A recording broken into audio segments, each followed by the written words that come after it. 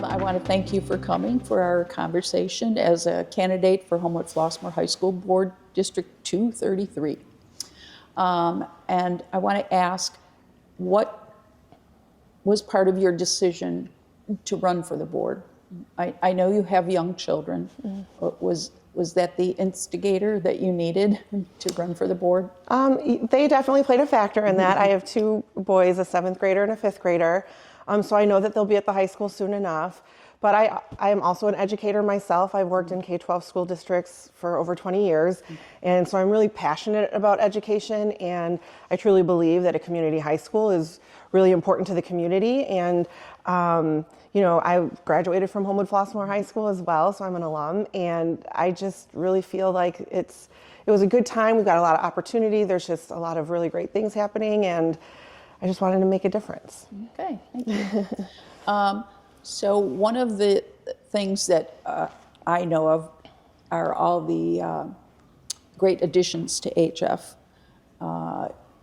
You mentioned the field house, which right now is old compared to what we've done with culinary, our new culinary kitchen, our soon to open science building. Those are all really exciting things, and I think it shows people that HF is trying to stay current and understand what's the job market and what colleges expect of our students. So we're offering them those opportunities. So how do you bring that message to the community? Because if you don't have kids in school, if you don't have grandkids or any real connection to the school, you can easily lose sight of everything that HF is doing. Yeah, and I agree with you. I think HF has done a tremendous job with investing in all areas of student experiences and education, and so that there's something for everybody at HF, and I think that's really fabulous. I just would like to help spread that word to everybody in the community and just really celebrate all of the amazing things that our high school does. To your point, we've got state-of-the-art facilities. We have amazing pathways. We have students who are doing IB programming for college bound. So there's something for everybody, and I feel like we're offering kids an opportunity in any field that they want to go into. And I think that's hugely important because that's what we're in the business of, is developing kids to be successful, productive members of society in whatever avenue that they go to. And so I think just really celebrating all of those things and just getting the word out and constantly letting people know of all the amazing things that are happening at HF is amazing. And I would just really like to help spread that word. Okay. Yeah. I have heard that kids are still suffering from what happened during COVID. I don't know how extensive that is now. We're a number of years out, but I do hear about the needs for social emotional assistance for kids. So how do you frame that in terms of what HF is doing for academics and career and tech, but you still need that extra social emotional push for kids? I think the school is already doing a lot of that. A lot of that is already embedded into their curriculum and instruction and their programming. And I see that that's what most schools are doing at this point, just because you're right, like there was such a significant gap when it came to COVID and students doing e-learning, and that's not always a conducive learning environment for kids. And that happened from kids who were in preschool all the way up to high school, so and college. So the impact was significant, and we've, as educators, we've seen it in the classroom and in the buildings.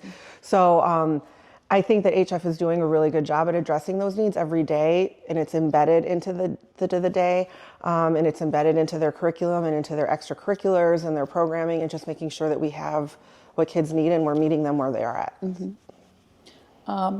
I know one thing that HF has done is they've asked students to put their phones away. Yeah. I just saw that Governor Pritzker is planning on trying to make it a statewide initiative to take phones out of the classrooms. Sure.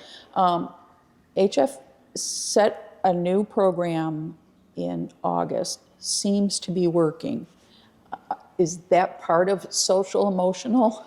Yeah, it is. Absolutely. I mean, cell phone culture is its own thing for sure, and it's a beast. And when kids are always connected to social media, like that does affect their social emotional well-being in positive and negative ways. HF is by no means the only school doing this. This is happening across schools all over in other districts. The district I work for also has a no cell phone policy. And I think the reason is because outside of school, kids are always, like, their phones are always on them. And it's the same for adults. Like, we always have access to our phones. And so without that, it really has students focus on what it is that they're doing inside the classroom. And I think it's honestly positively received by both students and staff alike. And I think that that's just one step that they're taking to ensure that they're really just making sure that students, when they're at school, they're focusing on what they're learning. And all of that noise and social media can be, addressed outside of the school day, because it does sometimes have negative impacts. So. Another change that HF is initiating, not till graduation year, I believe it's 2028, but they're going to change from rankings, student rankings, to student honors. Do you see that as a positive? Instead of saying we're honoring the top 10 students, they used to be called Viking scholars. They're planning to do different honors, cum laude, all the way up to summa cum laude, so that they can broaden the students that they're recognizing. Sure. I think, I remember when we went away from like valedictorian, salutatorian to the scholars, and that was a big change that people had to get used to. I think anytime we do a big change like that, it's just something that we have to get used to. But I think anytime we can highlight and celebrate and recognize more students and what they're able to do and what they have done in their high school career, I think that's great, because our kids can go off and do anything. And I think having those distinctions are good for kids, because it really celebrates all the hard work that they've put in.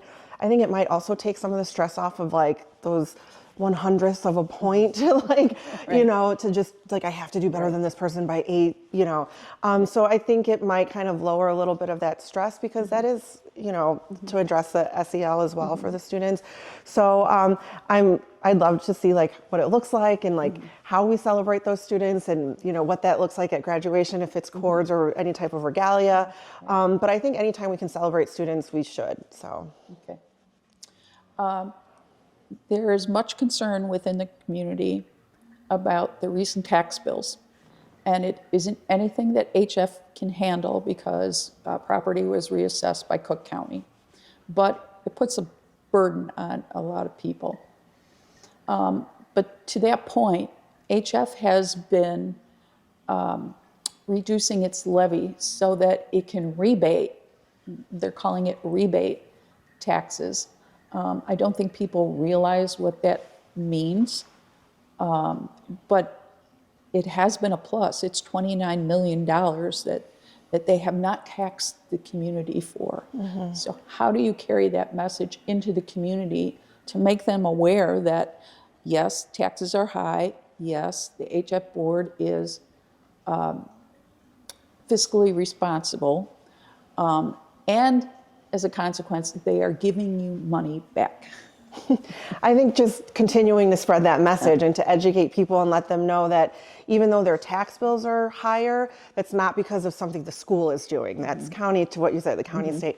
And so we have to let people know and continue to just spread that message and educate the community so that they understand, because you're right, like the high school is doing a great thing and doing the rebates, and the portion of taxes that people pay are still going to go to the high school. It's that hasn't changed. And so when you see the increase, that's other factors. And so, we want to still maintain the excellence that HF has, the high quality education that HF provides. And so I think we just have to communicate that often and consistently. The board functions under committees. Is there, it's personnel, finance, and planning. Is there an area that you feel you might have more expertise with that you would like to step onto that committee? I've been a district level administrator for 15 years, so I feel like I've participated in a lot of those committees just on the educator side of things. So I mean, I would be happy to participate in any of those committees. My strength lies in programming and planning and curriculum and instruction, but I would be happy to participate in any of those because I do also manage a lot of budgets in my role. I have a lot of grants that I manage, federal grants and local, and I do a lot of hiring as well. So I do, evaluate staff myself. So I do have experience in all of those areas. So I would be happy to participate in all of those, but I think planning would probably be my first choice.